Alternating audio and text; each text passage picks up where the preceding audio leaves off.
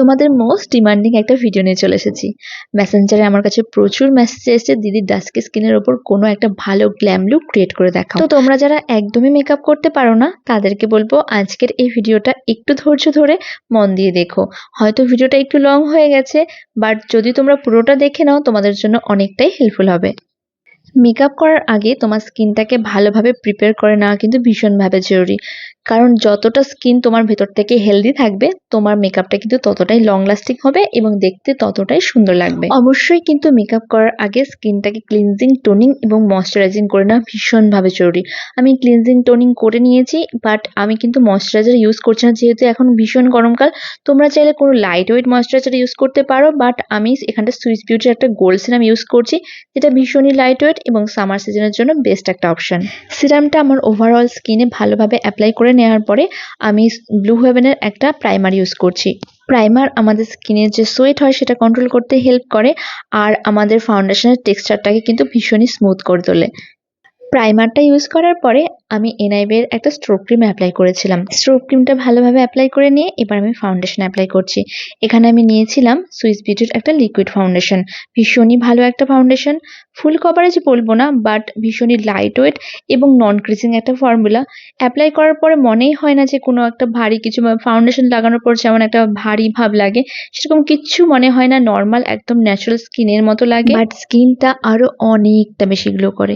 তো তোমাদের যাদের ডাস্কি স্কিন রয়েছে তারা যদি এই প্রোডাক্টটা পারচেস করো তাহলে তোমরা কিন্তু 07টা সেটা ইউজ করো বা অর্ডার করে নিও। তো ফাউন্ডেশনটা ভালোভাবে ব্লেন্ড করে নেওয়ার পরে আমি এখানটা আবার সুইস বিউটির একটা লিকুইড কনসিলার ইউজ করছি।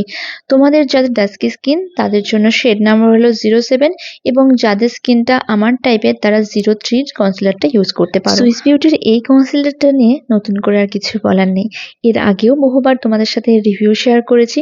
ভীষণই ভালো লং লাস্টিং একটা কনসিলার।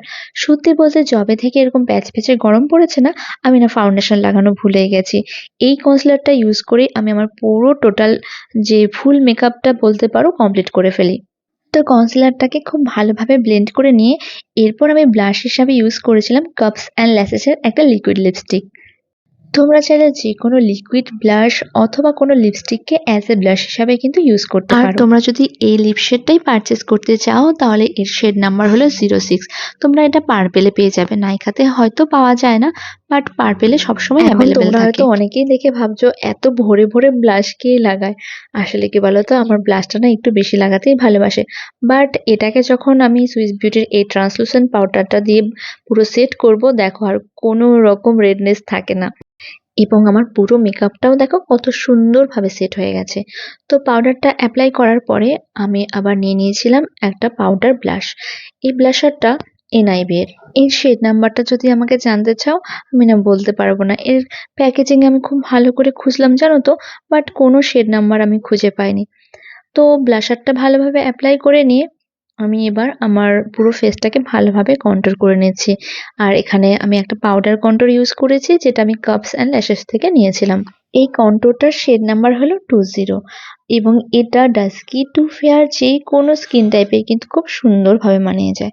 তো ভালোভাবে কন্ট্রোলটা করে নিয়েছি, এবার চলে আসলাম হাইলাইটারে এবং এখানে আমি মেবেলিনের একটা হাইলাইটার ইউজ করছি। খুবই কমন একটা হাইলাইটার এবং কম বেশি আমরা সবাই এই হাইলাইটার সম্বন্ধে জানি, তো এটা নিয়ে আলাদা করে আর বলার কিছু নেই। তো আমার টি জোন এরিয়াগুলোতে বেশ করে হাইলাইটার অ্যাপ্লাই করে নেওয়ার পরে এবার আমি আমার আইব্রোজগুলোকে সেট করব এবং আইব্রোজ সেট করার জন্য আজকে আমি তোমাদের সাথে 3টে প্রোডাক্ট শেয়ার করব। একটা হলো আইব্রো পেন্সিল, আর একটা আইব্রো পোমেড এবং থার্ডটা হলো সুইস বিউটির একটা আইব্রো পোমেড বা আইব্রো পাউডার। দুটোই এটার সাথে সেট রয়েছে, তোমরা যে কোনো একটা এটা ইউজ করতে পারো। তো আজ আমি সুইস বিউটির এই শ্যাডো পাউডারটা দিয়ে পুরো আইব্রোটাকে সেট করলাম। আর তোমরা হয়তো অনেকেই জানো যে আমি ন্যাচারাল লুকিং একটা আইব্রোজ করতে ভালোবাসি, বাট আজকের আইব্রোজ গুলোকে আমি একটু ড্রামাটিক করেছিলাম। এরপরে আমি আবারও কাপস অ্যান্ড ল্যাশেসের যে লিপস্টিকটা আগে ইউজ করছি সেটাকে অ্যাজ এ লিপস্টিক ইউজ করছি। এরপরে অ্যাজ ইউজুয়াল আমার ফেসেস কানাডার কাজলটা দিয়ে প্রথমে আমার লোয়ার ল্যাশ লাইনে বেশ চওড়া করে কাজল পরে নিয়েছি, তারপরে আপার ল্যাশ লাইনে একটু কাজল পরে নিলাম। আর আমার যেহেতু আইসগুলো একটু হুডেড, তো সেই হিসাবে আমি একটু নর্মাল আইশ্যাডো পরতে ভালোবাসি, তাই এখানটায় বিউটি গ্লাসের একটা আইশ্যাডো প্যালেট নিয়ে নিয়েছিলাম এবং সেখান থেকে একটা ব্রাউন টাইপ শেডের একটা শ্যাডো নিয়ে আমার আইলিডের উপরে বেশ ভালোভাবে ব্লেন্ড করে দিয়েছিলাম।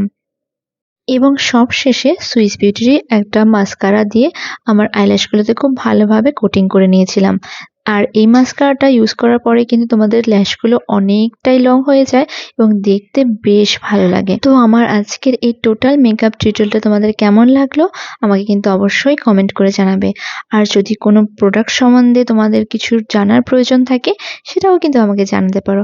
আর আচ্ছা, আরেকটা কথা বলে রাখি, আমি এই সব প্রোডাক্টগুলো কিন্তু পার্পেল থেকে পারচেস করেছিলাম। তো আজকের ভিডিওটা এখানেই শেষ করি, দেখা হচ্ছে আরেকদিন। টাটা।